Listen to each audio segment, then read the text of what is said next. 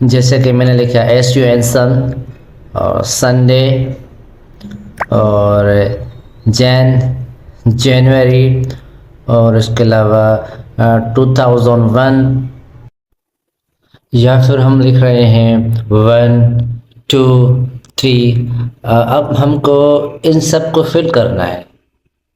अब फिल करने के लिए आपको थोड़ा सा ध्यान देना होगा। जैसे हम इस वक्त इस सेल पे हैं, कई बार ऐसा होता है कि हम माउस से क्लिक कर कर इसे दबा दबा कर खींचते हैं, तो इसे बोलते हैं सिलेक्शन, यानी कि ये सिलेक्ट हो जाता है।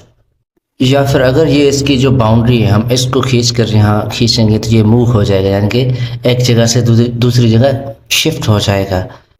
और फिल करने के लिए आपको यहाँ कॉर्नर में इसके चौधारी जो कॉर्नर है, ये डॉट है, इसको खींचना होगा। इसको खींचते खींचते या ट्रैक करते जाएं तो ये सेल फिल होते जाएंगे। ये देखेंगे मैंने शॉर्ट फॉर्म में लिखा तो सब की स्पेलिंग शॉर्ट फॉर्म में आ गई ना।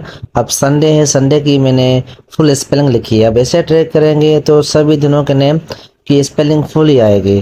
तो इसी तरह से जैसे कि जैन लिखी है मैंने जनवरी की, तो सब की तीन तीन लेटर्स में सब की स्पेलिंग आएगी ना। अगर हमने फुल स्पेलिंग लिखी है तो फुल आ गई। अब यहाँ देखो कि जनवरी की जो ना पहला लेटर है वो मैंने छोटा लिखा है, तो यानी कि कैपिटल नहीं है, तो सबका इनिशियल लेटर कैपिटल नहीं है।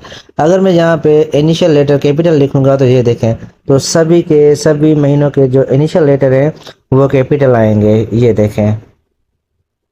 अब हम इस ईयर को ऐसे ट्रैक करेंगे। अब देखो कि 2003 4 5 6 इसने फिल नहीं करा, क्योंकि इसने इसको एज ए वैल्यू लिया है, एज ए वैल्यू रीड किया है इसको।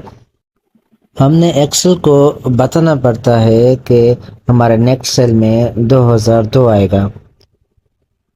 अब हमने इन दोनों को सिलेक्ट करना है और ट्रैक करना है ना। ट्रैक करेंगे तो अब एक्सेल समझ जाएगी कि हम क्या चाह रहे थे। इसी तरह से अगर हमको यहाँ काउंटिंग लिखनी है ना 1 2 3 4, तो कम से कम हमें यहाँ 2 लिखने पड़ेंगे और फिर इन दोनों को सिलेक्ट करके ट्रैक करेंगे तो लिख जाएगा 1 2 3 4 5 6 7 इसी तरह।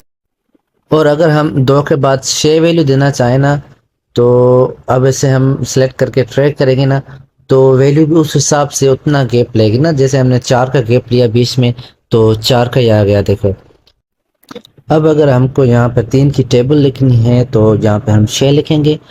अब दोनों को सिलेक्ट कर ट्रैक करेंगे तो ये 3 की टेबल लिखती जाए।